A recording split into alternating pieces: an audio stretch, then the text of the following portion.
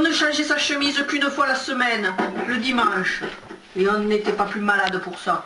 Ne dites pas ça, grand-mère. On voit beaucoup moins de mères mourir en couche depuis qu'on se lave les mains. Et les bébés propres font moins de maladies. Alors je le laverai bien, ce petit. Il sera propre comme un sou neuf, le dimanche et tous les autres jours. Je le ferai baptiser. Comme ça, le curé aussi lui donnera un bain. En ce jour d'août 1939, Marcel, Pierre, Gaston, je te baptise au nom du Père, du Fils et du Saint-Esprit.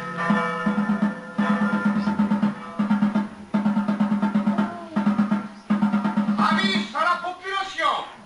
Ordre de mobilisation générale. Par décret du président de la République ce 2 septembre 1939, la mobilisation des armées de terre, de mer et de l'air est ordonnée. Allez, allez, on avance.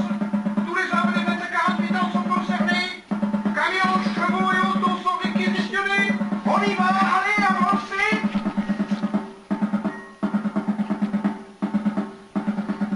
Qu'est-ce que c'est? Il y a encore une fête quelque part? Oh non, mon Mario. Cette fois, c'est pas une fête. Cette fois, c'est la guerre. C'est vilain la guerre. On tue des gens. Il ne faut pas. Tu as raison, Mario. Il ne faut pas. Mais pourtant, avant celle-là, il y avait eu la grande guerre, celle de 14. Mon père l'avait faite. Et son grand frère y est mort. Chaque famille y a perdu l'un des siens. C'était une vraie boucherie, tu sais. Elle a saigné le pays. Tu as vu le monument qui rend hommage à ces hommes? Nous avons gravé leur nom dans la pierre afin de ne jamais oublier. Ceux qui pieusement sont morts pour la patrie ont droit qu'à leur tombeau, la foule vienne et prie. Mais là, c'était la Deuxième Guerre mondiale et j'ai dû y aller, misère de misère. L'Europe, je dis, le monde entier allait vivre un cauchemar. C'est le facteur. Ernest, tu as du courrier aujourd'hui? Ah, tiens, Madeleine, voilà déjà la dépêche. Ernest, ne me fais pas languir. Mais oui, la voilà, ta lettre. Allez, à 17, Madeleine. À demain. Le 10 octobre 1939. Ah, Madeleine, quelle drôle de guerre.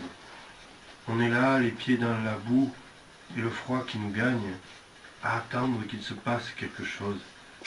Quel ennui. Si nos armées ne se bougent pas plus que ça, les Allemands vont nous anéantir. Je serais tellement mieux avec toi. Comment va mon fiston? Et toi, ma Madeleine? Comment va la ferme de mon frère? La marquise a mis bas? Tout s'est bien passé? Comme tout ça doit te faire du souci.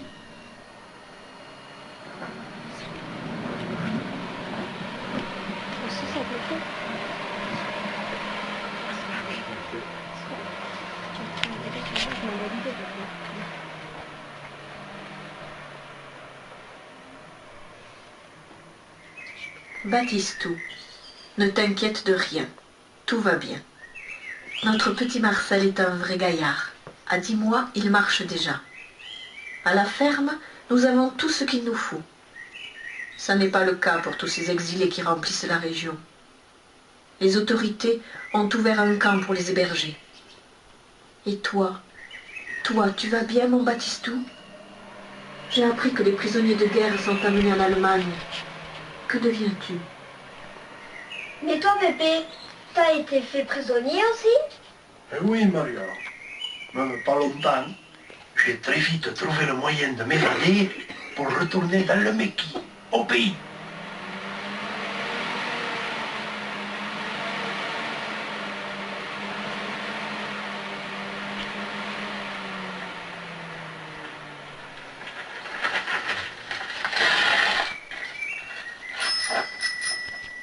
Madeleine, j'ai rencontré Albert qui m'a donné des nouvelles de Baptistou.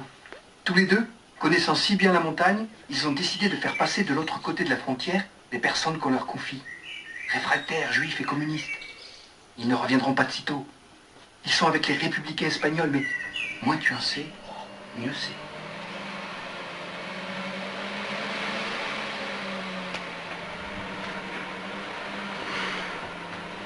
Une commandature s'est installée à Troyes. Il y a même des troupes allemandes jusqu'à Tarascon-Yats. L'autre jour, j'ai vu des patrouilles sillonner le pays avec l'aide de la milice. Apparemment, ils mènent des actions de répression contre la résistance. Ernest, je tremble pour Baptistou. Je n'ai plus aucune nouvelle de lui depuis plusieurs mois. Mais c'est pour te protéger, toi et ton petit. Allez, courage, Madeleine. J'ai de bonnes nouvelles pour toi. On m'a appris que Baptistou a rejoint le possible. Et débrouillard-toi. Tu as fini à côté.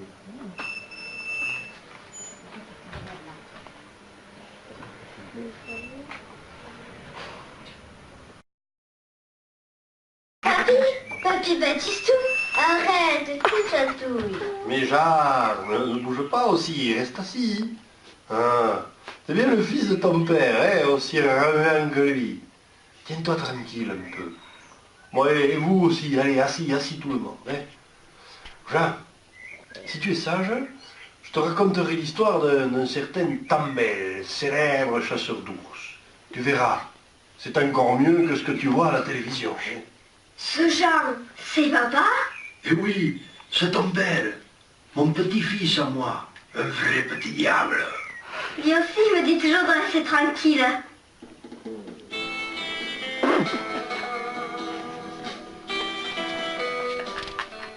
Raconte-moi plutôt les bêtises que tu faisais, papy. Voilà. Pour ça, les bêtises, on était champions. Hein. Quand j'avais ton âge, on était tout le temps en bande à faire les 400 coups. On faisait des tustés, des blagues. Il y avait même un jour spécial bêtise.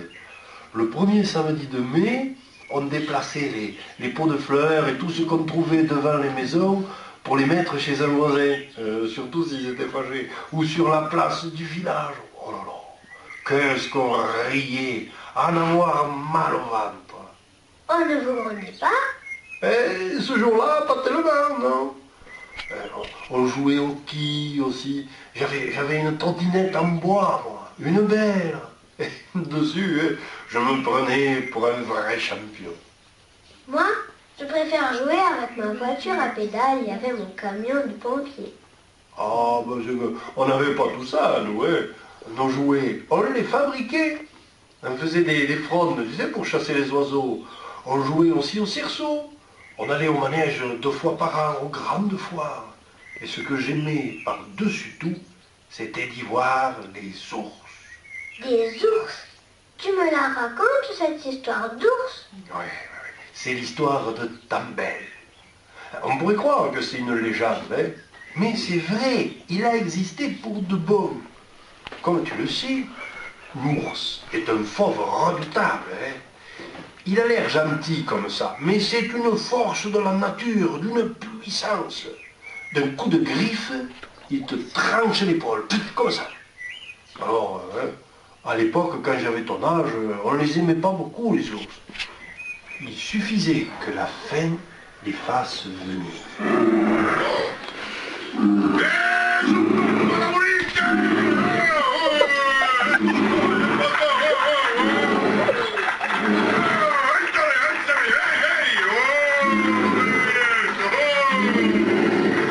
Bien sûr, d'un seul, un ours te tuait 10 brebis pour ne manger qu'une. Alors on le chassait, parfois même au corps à corps. Bon, c'était quelque chose. Tambel Gaston était l'un des chasseurs d'ours. Il s'est distingué par son courage. Hein.